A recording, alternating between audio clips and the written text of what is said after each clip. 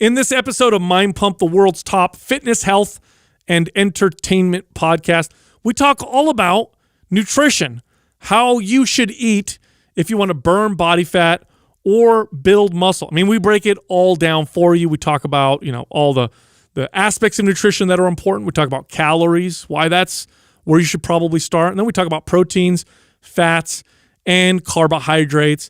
Now, look, we did something for you guys that we've been working on for actually a very, very long time.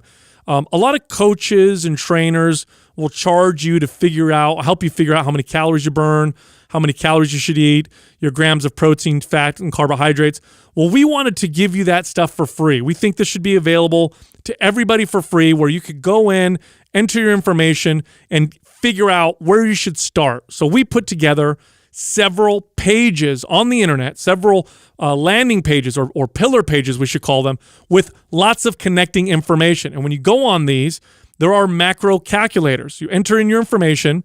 You can put in your weight, your body fat percentage. It'll tell you how many calories you're burning. It'll tell you how many calories you burn with activity. It'll tell you how many calories to eat based on your goal, grams of protein, grams of carbs, grams of fat. So you can actually go to mapsmacro.com and enter the information, learn all about nutrition, get more detailed information, all the stuff that'll help supplement what you're going to listen to in this episode. Now, if you eat right, your macros are good, and you're still noticing issues with energy, you're still noticing maybe some hormone issues, well, you may have some issues with your micronutrients, your vitamins and minerals, or you may have some hormone issues. There are some ways you can test for this. Now, one way is to go to the doctor, get a prescription, go to a lab, get your blood drawn, or you can do a test at home. Now, we work with a company called Everlywell. They produce some of the best at-home tests available for very, very low prices. So you could test things like your vitamin D or your testosterone or your estrogen. You can even get a general idea of maybe some food intolerances that you may have with tests as well. Now, because you listen to Mind Pump, you get 15% off any of their tests. Just go to everlywell.com. That's EverlyWell.com, and then use the code MindPump to get 15% off any test. Now, if your goal is fat loss, if you want to burn a lot of calories, one of the best ways to work out is with high-intensity interval training. Okay, these are intense ways of working out, but they burn a ton of calories. Now, we wrote a program called MAPS HIT that it's an entire program that is very effective. It's designed to be effective. It's done with barbells and dumbbells. It's essentially a program designed to burn tons of calories, but not cause you to lose any muscle. If anything, you'll sculpt and shape your body with this program. We put it on 50% off sale, so it's half off. Here's how you get that discount.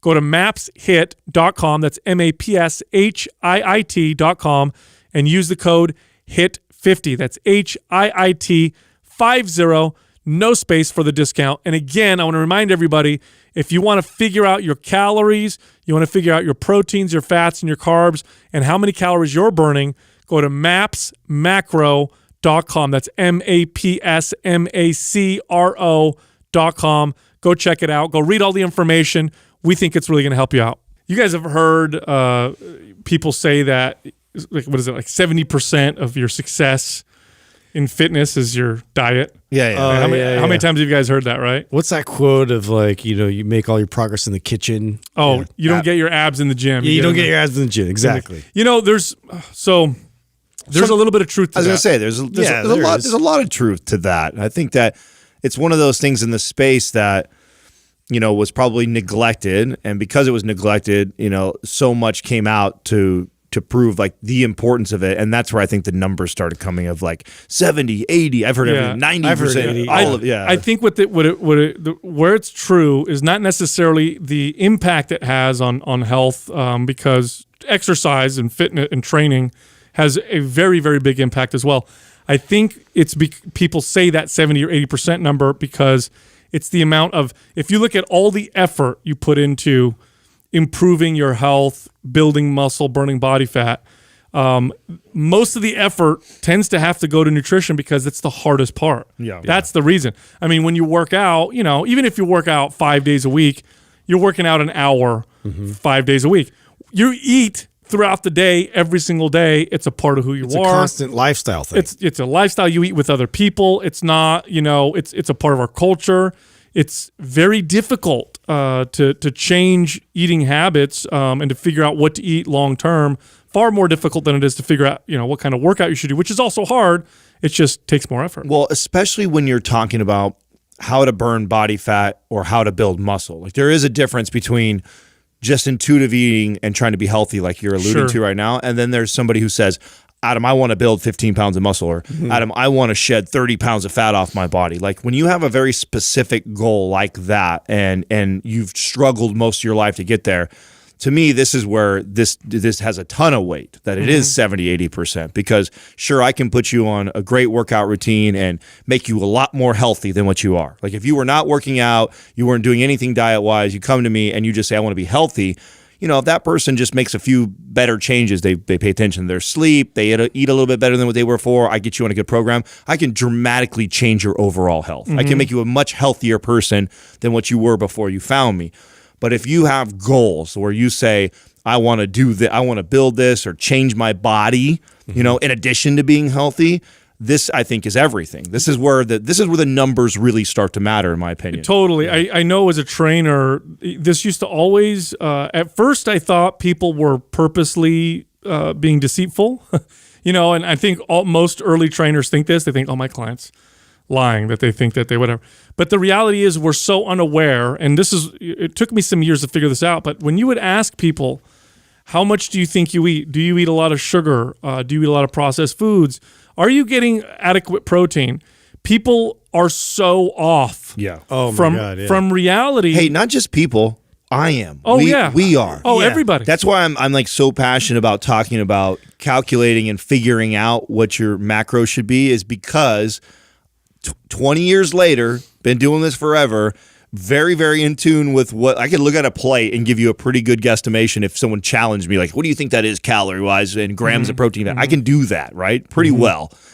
And yet, if I am not tracking or if I'm not really, really diligently paying attention, every single time that I start and then I like reflect on what I thought I was doing, I'm always off. Yep. It's just a matter of how much I was off. And luckily, from years and years of experience, I'm not as gross of an offender as I was before. But that just always tells me that, listen, if this is my profession, I live and breathe this shit, and I still estimate quite a bit off when I think I'm doing whatever I think I'm doing, that tells me all of my clients are off. What I find that's funny is that people by the way, there's studies on this. They've done lots and lots of studies on this, and people tend to, on a consistent basis, underestimate how many calories they eat.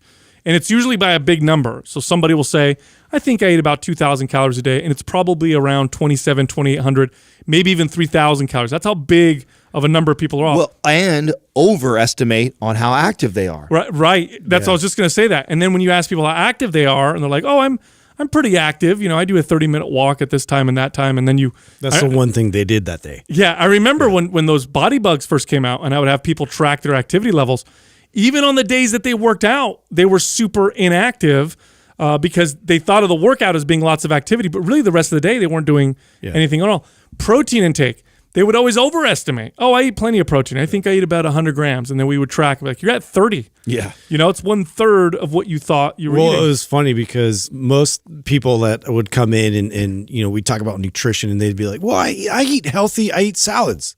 And that's like where the conversation ended. It was just the fact that like they incorporated salads within their routine that made them healthy. And it's just, it spans all the way across the board in terms of like what people know is healthy. Not only just healthy, but like, in terms of like how many calories they're ingesting, they have no clue. No, we don't have any clue. A big reason for this, by the way, is we just never learned how to look at food this way. We never learned how to value food for all of the different things that it provides us. Most of us who are lucky enough to grow up in a modern society, we learn to value food mainly for one thing, which is how it makes me feel emotionally or how well it tastes. I mean, that's pretty much it, right? If you think about all the times you go out and eat with your friends, or you choose what to eat for breakfast, lunch, or dinner, be honest with yourself. And the things you tend to think about are, what am I in the mood for? What tastes good? Yeah. Oh, we're going to go eat. What's going to be fun to eat? Or, hey, this makes me feel better when I'm stressed out or sad, or what tastes really good.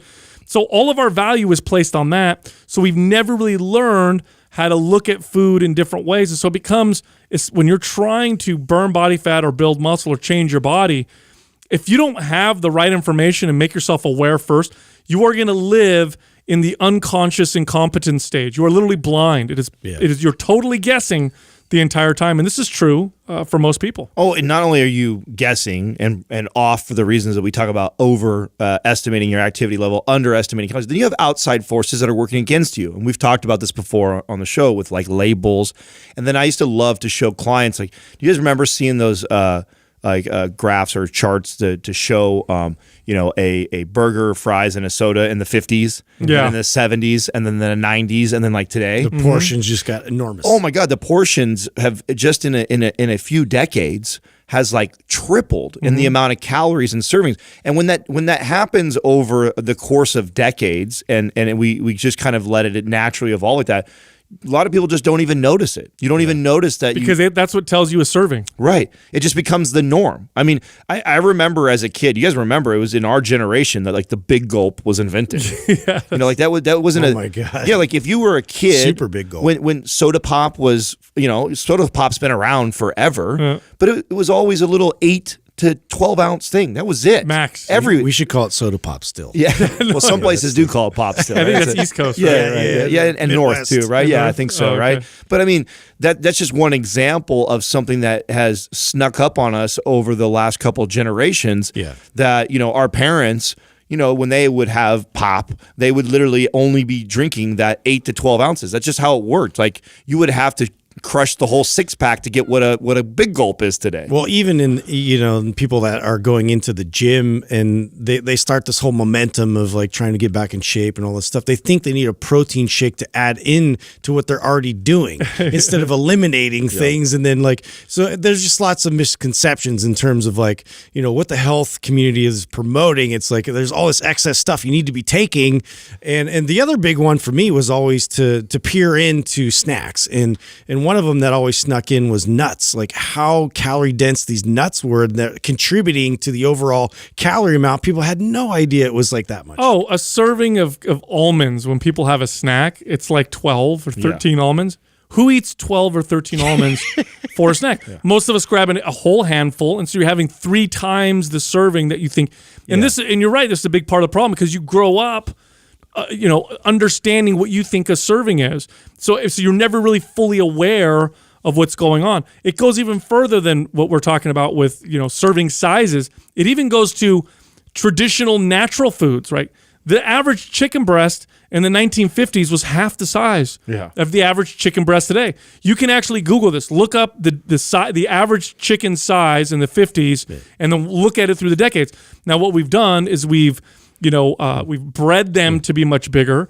We've bred chickens, injected them with sauce. Yeah, and they're like dinosaur chickens compared. Yeah. They're yoked. The ones we have. Same thing with a sweet potato or a potato or a banana or corn. All of these things have been over time changed to become, fruit. Even when you go to the grocery store and you buy fruit, and you're like, wow, this fruit is so delicious and so sweet. What you don't realize is over time, farmers have bred the fruit to contain more and more sugar because it tastes better. Now, there's nothing necessarily wrong with this, but the point is that our serving sizes, how much we're eating, is totally our concept of it for the most part is totally off. And so we're guessing this entire time. How hard does it make losing body fat or building muscle? I got something that will blow everybody's mind if they've never done this, because I have, and it blew my mind. I've shared on the show about the paradigm shattering moment I had with the sweet potato. Yeah. I'll never forget that. Years went by of me just using my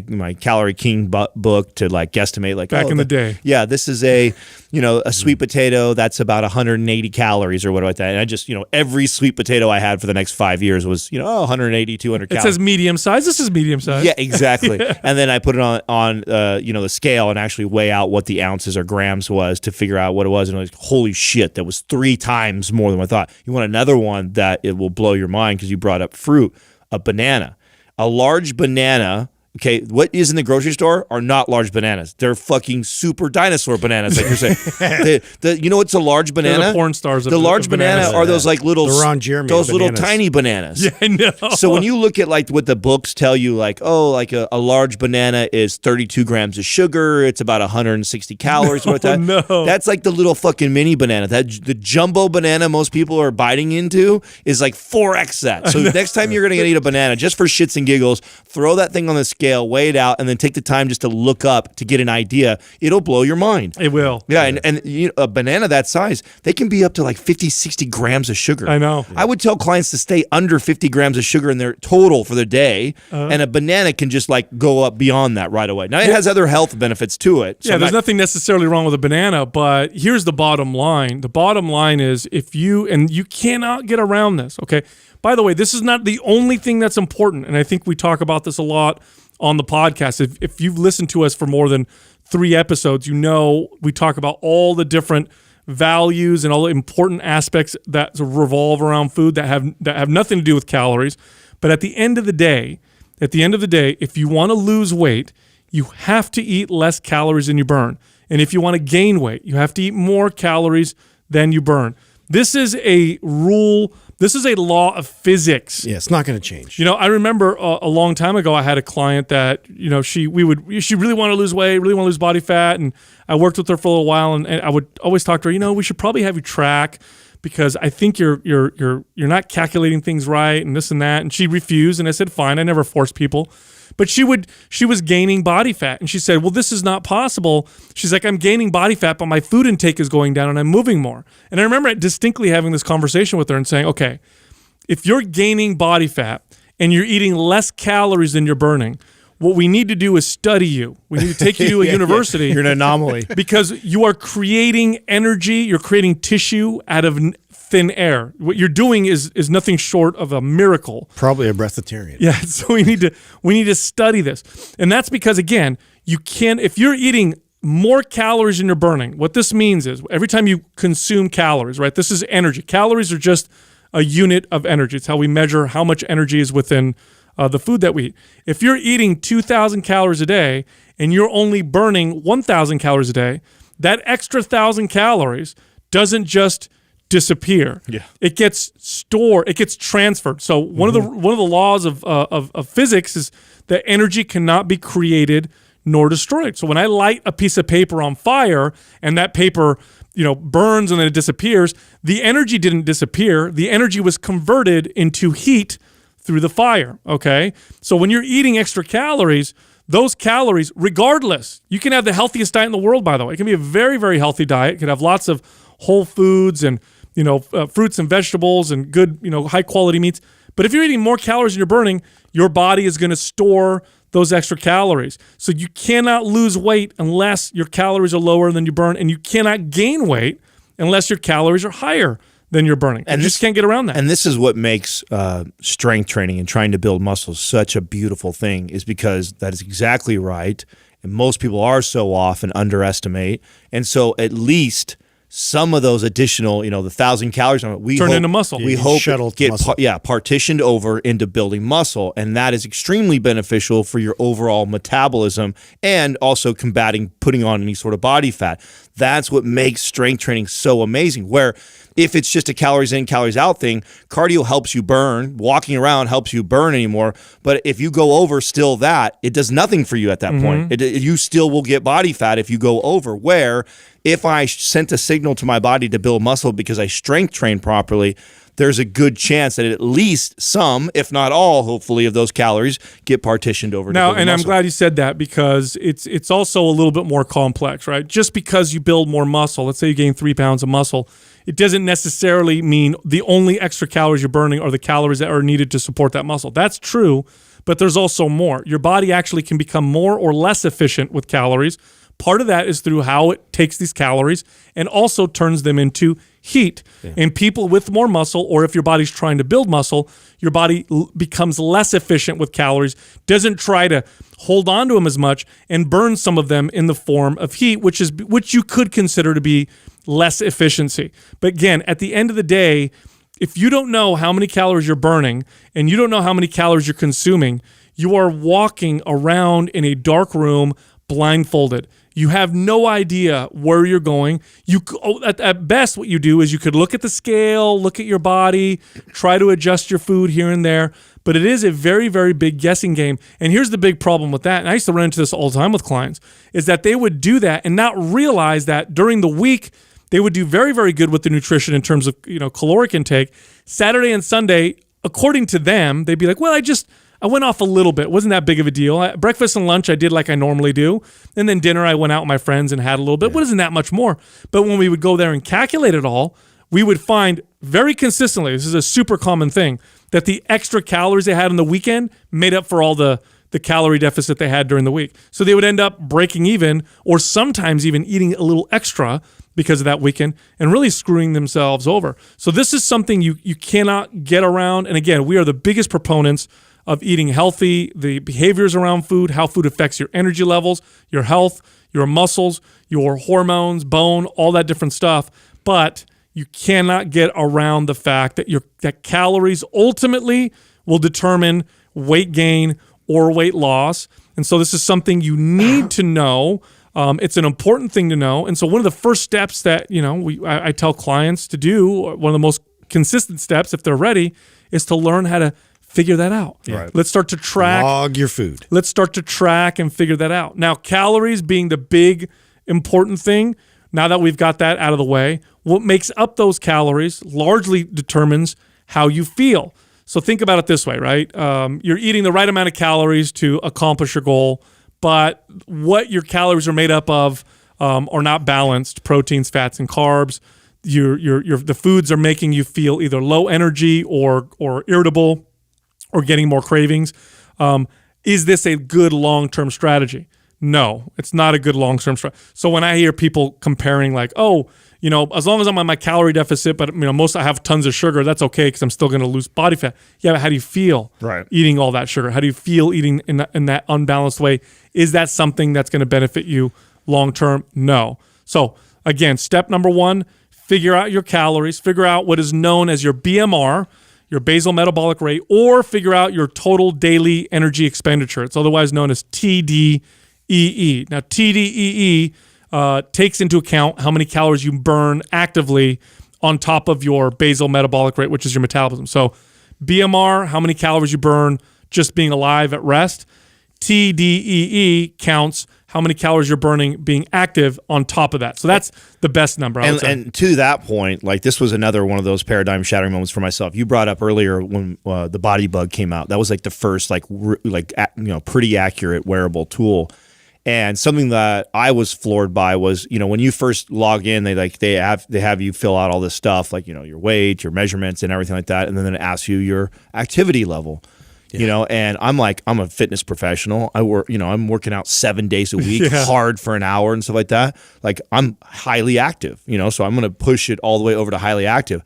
Well, after wearing this thing for months on months and even years, what I started to piece together really quick is like, holy shit, based off of what I'm burning for my size and even with my workouts for an hour every single day, I'm still considered somebody sedentary. And that was like another one of those holy shit moments for me, because in my brain, I broke a hard sweat today. I trained hard today. I've got to be considered a highly active person. Mm-hmm. But the problem is, if the rest of our day we aren't very mobile, we're sitting down at a desk and working all day, or sitting in a chair and couch and talking on a mic or whatever it may be, you actually have a very sedentary lifestyle, even with the workouts. I had that same realization because I factored in that I trained really intense. And so, that had to play into the fact that I was very active. And to see actually like the trends throughout my day of like how inactive I was in sitting and sedentary, it was just very eye-opening. And it was shocking to me to think that like, okay, yeah, I do have, this crazy amount of activity just in this one little short window throughout the day. That's not going to carry me the whole rest of the day, and I have to factor my calories accordingly. No, unless you have a job that is very active, and what I mean by that is like you work construction, blue collar, you're a mail carrier, so you're walking miles and miles every single day.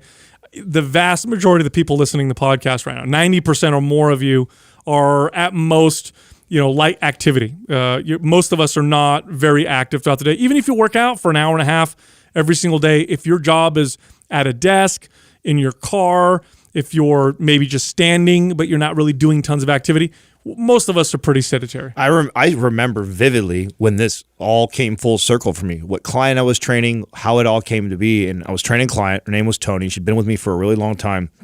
And I had her before the body bug tool came out, and then I had her afterwards, and she was one of those great clients that like did everything you told them to, like your favorite client to train, because then you really get to challenge yourself and your knowledge of how you can help somebody when somebody does such a good job of giving you the real good feedback, right? And I'll remember sitting down with her after it was on a Monday, and we had our a good week of training, and then she had her weekend, and then I seen her, and we're going over her body bug results, like what she'd burned and calorie and everything like that. And I'm looking at the days that I trained her, and I know I was kicking her ass. She'd been with me for a while now. She was advanced. We had ramped up our intensity, our training. And so even as a coach, I was, guesstimating about, okay, when we do this is about where we should be. And then she had this like Saturday where she was like double the calories burned than what on the training session I had with her on Wednesday. And I was like, what did you do? Are you cheating on me with another trainer? Did you train, or did you go for a run forever? She's like, no. She goes, and then she starts listing off. Well, I was doing some stuff in the garden, and then I actually cleaned the house. It was a beautiful day, and and then I had to get some groceries, so I had to go to Costco, and I forgot something, so I had to go back. Yep. And she like starts telling me all, and then she goes, but I didn't get a chance to work out, and I was like, whoa, like her calorie expenditure on a non-workout day in this one example was 2x of what it was on an extremely hard training day.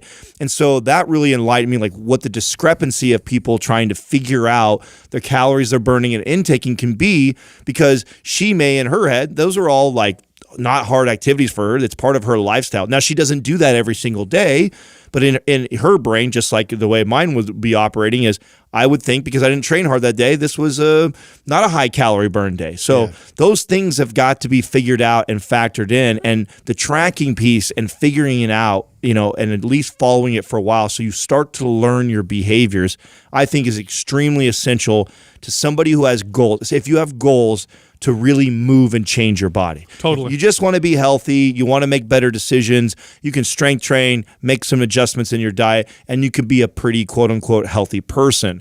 But if you have goals, I want to lose body fat, and you're serious about that, and you want to change that, or you want to build a certain amount of muscle, this is well, and to that point too, this is why we bring up NEAT as well, like in terms of like just like focusing more on your overall activity, like just non-exercise type of activity that you're doing. It's such a more effective approach, to get that change, because it's not invasive. It's not something like, I think a lot of people think of when they need to change their body, it has to be this hard push and this constant hard push where I need to do cardio. I need to do crazy cardio for like an hour and a half, and really rigorous cardio. No, it's so much more effective to that point. Like I've seen the same thing in terms of the activities and trends of people just being up and moving and washing dishes and going for like light walks and things that are just very reasonable, but it's frequent throughout your day.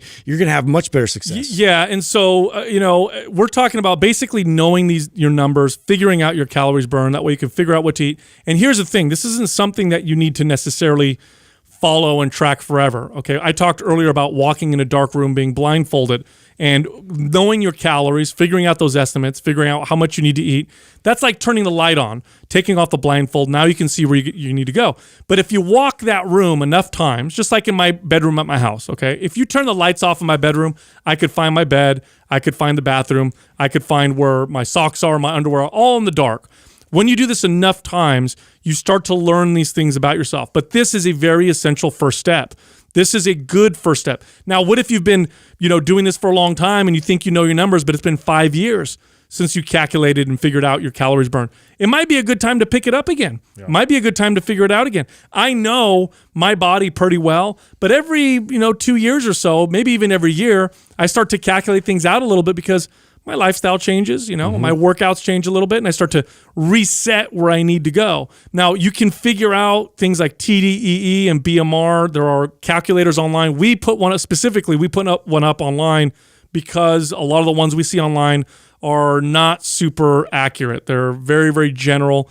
we put one up that's a little bit more accurate. It's at mapsmacro.com. So that way you can go and kind of figure that out. But there's a little more to that. You also want to figure out what those calories should be made up of, because it's not just about calories. There's also what those calories are made up of. The next block to figure out are known as macronutrients. The first one we'll start with is protein. Now, protein's very important for anybody who wants to change the way their body looks. Now, besides being an essential macronutrient, meaning you have to consume a certain amount of protein every single day, or your body will fail to thrive. Okay, that means that your body, because your body can make certain amino acids, that's what proteins are made up of. It can make some of them, but some of them it just can't make. You have to consume them. They're known as essential amino acids, and if you don't eat them, your body will literally cease to function. So protein is so important. You have to eat some. Doesn't matter who you are. But the reason why it's so important for weight loss and muscle gain is because for weight loss, it's muscle sparing. So if you eat a high protein diet and you're eating low calories, you're going to lose less muscle. Or if you're lifting weights, you may keep or maybe even build a little bit of muscle.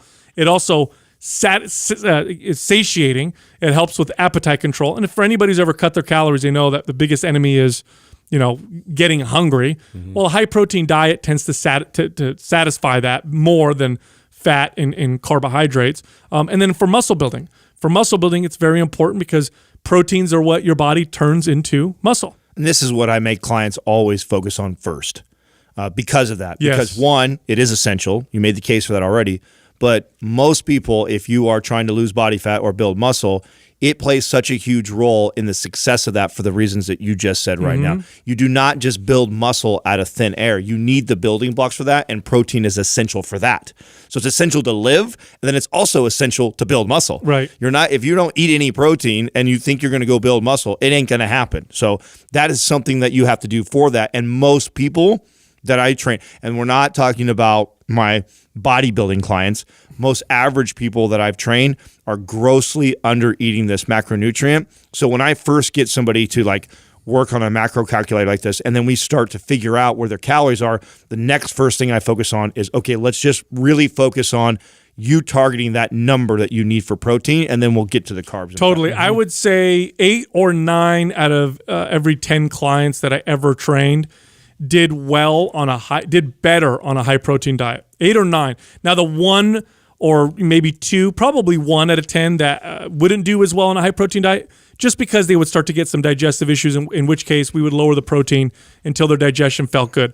But the vast majority, I don't care if their goal was to lose weight or their goal was to gain weight. I don't care if it was to build strength or get shredded and burn body fat. A high protein diet, 9 out of 10 times, helped in all those ways we talked about. Helped with appetite, helped with building or keeping muscle, helped keep the metabolism fast. Here's one of the problems with cutting your calories when you're trying to burn body fat.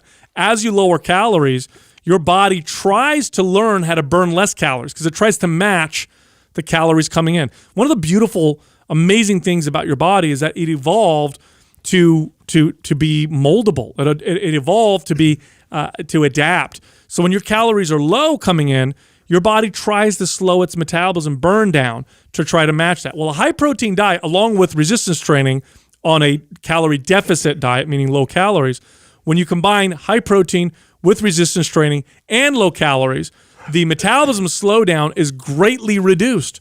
It's greatly reduced. It's a much lower impact. And in my experience, when I've trained, especially beginners, when I've done it this way, sometimes I even get their metabolism speed up a little bit. Sometimes I cut their calories and then have to bring their calories up a little bit because the diet and the resistance training actually sped their metabolism up.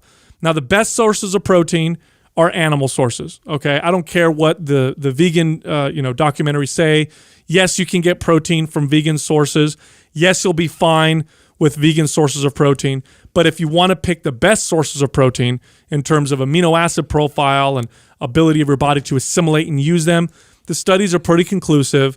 Animal sources are the best, meaning that 30 grams of animal protein tends to be superior to 30 grams of vegan protein. Now, you can definitely get decent vegan sources, especially when they're blended, especially when you have different vegan sources because they complement each other.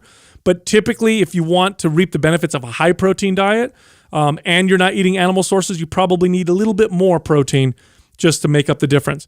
Best sources of protein, red meat, chicken, eggs, if you can tolerate them, have some of the best amino acid profiles, meaning they have the best constituents that make up the proteins, the best balance. Dairy is an excellent also source of protein. And if you are somebody that struggles with getting enough protein powders can help a lot. Now, what is high protein? High protein is about 0.7 to 1 gram per pound of body weight. I like to do this. I like to tell people this.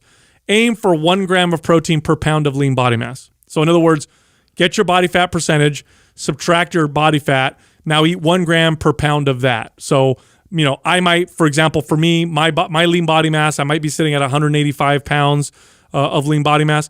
I'm going to aim for 185 grams of protein every day, regardless of whether or not I want to gain or lose weight. And what makes this actually, it sounds a little complicated, like if you've never done this before, but this is why. And by the way, we've been talking about this for a while. Of all the projects that Mind Pump has worked on, this has to be the largest year to date, right? Or since we've started Mind Pump, is building out this pillar page. So it's got a plethora of information that we're talking about. So if there's things that we're saying right now and you want deeper, more information, not only when you go to the calculator page that Sal already mentioned, but there's also all kinds of links and more free content around these topics so you can learn about it. And when you go and you enter in your body fat percentage and your weight, it will figure this out for you. So it'll tell you your lean body mass, right, and then you just plug in the amount of grams of protein. It'll tell you how many calories to eat based on your goal. It's got a nice little slider on there and everything, so you can manipulate it a little bit if you want to be a little lower or a little bit higher, and it does all the math for you. So it makes it very, very easy and user-friendly. We have calculators on there that'll tell you give you a good estimate of your basal metabolic rate, and we'll give you an estimate of your total daily energy expenditure. So you can kind of figure out how many calories you're burning every single day, and then figure out how many grams of proteins, fats, and carbs, and calories. Speaking of which, we talked about proteins. The next, I would say, most important macronutrient are fats. Like protein, fats are essential. There are essential fatty acids that you have to consume in food. Otherwise, your body will also fail to thrive. So that means you cannot go on a zero-fat diet. You can't do that. Have you guys ever seen that show Alone? Yeah. Okay, yeah. So this guy, he killed a moose, which, that's a ton of meat. That could last you like an entire year. But he stripped it down of all this fat, and a wolverine came and took all the fat, and he ended up basically starving while he had all this excess of meat. So it is an essential thing your body needs to, as a building block for everything. Oh yeah, hunters in the old days in the Midwest, they would go crazy, lose their mind, sometimes die, because all they would be able to hunt and kill sometimes were lean jackrabbits. So they weren't able to get enough fat in their diet. All they had was protein, and some of them you literally starve to death. You have to have fat in your diet just to survive. Well, the analogies you guys just brought up are extreme analogies, but I remember this was especially in the first 5 years of my career, because we were still right in the thick of the low fat thing. Oh yeah. I mean, that when everything was being marketed to us was low fat, low fat. And now I saw this both in male and female, but I saw it really bad in my female clients. This was before I knew all of this, and I was still bought into the low fat type of diet too. And I had a lot of female clients that had hormone issues. And it was because they were eating such a low fat diet that they had all these problems going on. And I just assumed I just keep getting these ladies that have got hormone issues. That's so weird. Is that just that common? I didn't know that what was causing it for so many of these women that I was training was that they were grossly under consuming fats. And that was one of the first game changers for me, was piecing that all together. And then after I figured out protein, just like you said, this is the next place I go is, okay, now let's look at your fat and make sure you're getting adequate grams of fat per day because of the hormonal benefits. And what I would notice right away, they would see things in their hair, their skin, their mood would be better. So energy would come up right away. They'd be sleeping better, strength. We'd be putting on all these things started to happen just by me hitting a client and going oh, let's just boost your 20 more grams of fat, because it would be almost double of what they're used to. If you'd be eating 25 grams, 30 grams of fat in a day, me giving them 50 would be a huge game changer. In my experience, most people do best if their fat as a percentage of their calories doesn't go below 20%, 15% at the lowest. Okay, so if you're looking at your total calories, try not to eat less than maybe 15% at the lowest. If you're somebody that tends to thrive off of higher carbs, wants a little bit less fat, 15% would be the lowest, I'd say. But about 20% for most of my clients is what they did best. Now, if you're having trouble figuring this out, again, you can go to our site, mapsmacro.com, and then what you do is when it figures out your calories, you can slide the percentage. So you can say, okay, 20% fat from my calories, that's what my fat grams are going to be. But remember, fat, very important for hormone production and health, nerve production health. Your brain thrives off of fats. It's built off of fats. They're very, very important. Good sources of fat, healthy animal sources of fat are perfectly fine. Eggs are perfectly fine. Dairy is perfectly fine. But you also have great vegan sources of fat, avocados, coconut oil, nuts and seeds, olive oil. Also, excellent sources of healthy fat. The best sources of fat, in my opinion, come from fish. Fish have some amazing fatty acid profiles. I had so much success with increasing my clients' fat intake early on, and it was such a game changer for me that what I started to do was, okay, still we made protein the number one macro first we focused on. We nailed that down, and that was roughly 20% of their intake. Then what I would do is I would actually play with the remaining percentage, the other 80%, and I would divide it with carbs and fat. Yep, totally. And let them play. Like sometimes I'd say, hey, let's have more carbs today and see how you feel, and then let's get feedback. So let's let you have 60% of the intake come from carbohydrates and only 20% come from fat. And then the next day I'd say, hey, let's do 60% fat and only 20% carbs. And I would ask for my client to give me feedback. How did you feel? How was your workout? How was your sleep? And like trying to help them connect that. And what I found was a lot of my clients actually thrived in a nice, more even split and did really, really well. Like, unless they were like an athlete where they needed a lot of that quick sugar from carbohydrates, most of my clients actually did really well by dividing the percentage up between fats and carbs. Agreed. For the rest of the makeup of their calories. And that's what's cool about this calculator is you can slide that, right? You can slide it back. It makes it really easy for you to say, okay, well, let's try me having a higher percentage of fat, and you just slide it up 5 or 10%. And it'll take it away from the other one. It'll take it away from the carbs, and then it'll naturally give you the calories. It's super cool how this works, and it really helps you by yourself. If you don't have a coach, you don't have a trainer who's doing your diet for you, it'll teach you how you can manage and manipulate that. And personally, I do this all the time where I notice that on days when I'm not training, I like to have higher fat days. And I do that because it satiates me more, and it doesn't kick, and I don't need the quick fuel because I'm not exercising, right? And I'm more sedentary. On the days you're not training. Right. Yeah. I actually like, which seems counter, right? Because most people would think, oh God, you're not moving around very much, maybe lower fat that day. No, not at all. I actually like more fat on the days that I'm not moving as much, I'm not exercising, and lower carbohydrates. On my days when I'm training hard or I'm going for a big hike or something like that, that's when I allow more carbohydrates because I want that quick fuel because I'm going to be exercising and I feel better that way. So that's what's neat about this calculator is you guys have the ability to manipulate that up and down to figure out what your body feels best. Totally. Now, we talked about carbs. Let's get into carbs here. Now, carbohydrates are not essential. Okay, that means you could go the rest of your life without eating a single carbohydrate. It wouldn't be ideal, but you'd be fine. Your body would function just fine. It could produce all of the glucose that it needs through the amino acids and fats that you'll be consuming. It can produce energy through the fats, through something known as ketones. So you don't have to eat carbs at all in order to survive. But does that mean that you shouldn't? And I'm going to say no. I'm going to say, sure, some people do well on very, very low carbohydrate diets, but most people don't. Carbohydrates... Not long term. No, not long term. Most people perform best when they have some carbohydrates. If you want to build muscle, very hard to do in my experience. Again, this is with training lots of people, and I'm not saying this is true for everybody, but for most of the people I've worked with, it's very hard to build muscle and strength on a very, very low carbohydrate diet. Very, very low carbohydrate diets can also cause hormone problems in some people. It can cause cortisol issues in women. It can, believe it or not, cause insulin issues. You think, oh, insulin will be good on low carbohydrates, but sometimes being too low all the time causes you to become so sensitive that you eat the slightest bit of carbohydrate and it looks like you have diabetes. So every once in a while, throwing in carbohydrates is a good idea there as well. And that's, you have to keep this into consideration, because I know and I'm glad you went this direction, Sal, because the ketogenic diet and the carnivore diet is so popular right now, and there's people that are raving all about it. And hey, you know what? If it works for you and that's a lifestyle you like to live long term, that's fine.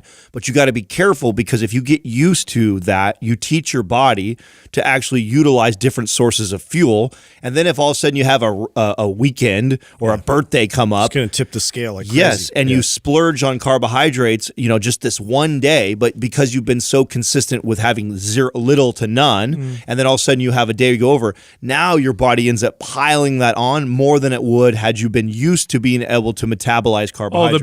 Oh, the biggest swings I've ever seen in my entire life with clients were the ones that went from no carb or low carb diets to then trying to eat a more balanced diet and then just going so way off. And you see their weight go in the opposite direction because those carbs triggered such a strong hunger response. They started holding water, and their bodies didn't respond very well to it because it was all at once. So yeah, it's a little extreme to go low or no carb long term. There's even some studies that show that sometimes women can have thyroid issues from going low carb for too long. So there are some cases where low or no carb is perfectly fine. I know there are people with gut health issues that do well with this, some autoimmune issues that do well. Aging populations, they get cognitive performance boosts when their carbs are real low and their fats are real high. So I'm not saying this is true for everyone, but for most people, you want to have some, carbohydrates in your diet. I think too, that's where you need to do some detective work personally and kind of like cycle through like the different variations of carbohydrates, which ones, are best for you to digest. And I know that that's a big factor in performance as well, is like how well I can digest this food. And if I have like any reaction, if I have any bloat, anything else that, I sort of get as a byproduct of that. So, carbs themselves, they're not the demons that, a lot of these other methods are promoting. It's just a matter of like how your individual body is going to respond. Right. Now, carbs for me, they're a trigger for hunger. So I know when I'm trying to get leaner, I don't tend to go zero carb, but I'll go lower carb mainly because it helps control my appetite. Carbohydrates should increase. They tend to make me hungrier. But if I'm trying to build muscle, I use that to my advantage, and I eat a little bit more carbs to boost my appetite. And of course, I said earlier, I do notice strength gains. Now, the best sources of carbs are the unprocessed sources of carbohydrates, the ones that don't come in a box or a bag or a wrapper. Fruits are fine. Starchy vegetables, fine. White rice is my favorite source of carbohydrate. It's very, very easy for me to digest. It's, gluten-containing carbs sometimes cause people problems. I know they do for me, so I tend to stay away from breads and cereals and pastas that contain gluten. But for other people, those are perfectly fine. In my experience training clients, rice and potato and sweet potato tend to be the easiest digesting kind of best sources of carbohydrates. Fruits are good too, but in my experience, you can overdo fruit. And I don't mean it in the sense that they're bad for your health. I mean in terms of digestion. If you ever eat a ton of fruit all at once, you know exactly what I'm talking about. So the hack for fruit for me was learning about the different types of fruits, the benefits that come from them, and figuring out how to recommend that to clients. So I would tell clients that really enjoy fruit, want it in their diet. I like it in their diet. It's good. I like berries. I would tell them. Oh, high fiber. Huh? Yes, it's high fiber, high antioxidants, low calorie. So it's like the triple threat for you. Like when you dabble in things like apples, bananas, pears, all these things are great, watermelons, but you don't get nowhere near the bang for your buck when you consume those fruits. And so I'm not going to demonize or say those ones aren't good. They're good. They're fine. But you get way more value from going after berries. And so I would typically push clients towards the berries when they're eating fruits, and maybe we have the occasional apple, pear, things like that as a treat for them. But their staple fruit in their diet would be all the different types of berries I found the most value. Right. So quick recap: figure out your goal. You want to gain or you want to lose. Determine what your calories burned are, so you know how many calories to consume. Figure out your protein. High protein works best for most people, and then fats and carbs you can mess with those a little bit. There are essential amount of fats that you need to eat, but aside from that, you can play around with it a little bit. Now, if you go to mapsmacro.com, we have different macro calculators. We have calculators that can tell you your BMR, your total daily energy expenditure. Then we have ones that'll just tell you, here's the calories you need to eat, here's what your proteins need to be at, here's what your fats need to be at, here's where your carbohydrates are at. Set the protein to 1 gram of protein per pound of lean body mass, and then have fun messing with the carbs and the fats and see how you feel, see how you respond. And then here's my next piece of advice. Follow those numbers, and based on how your body responds, tweak them to make them as individualized as possible, because there's always an individual variance. The most accurate calculators in the world, and I believe the ones that we have on our site are some of the best ones. We really did our due diligence in figuring out the best algorithms. No matter how accurate they are, there's always an individual variance.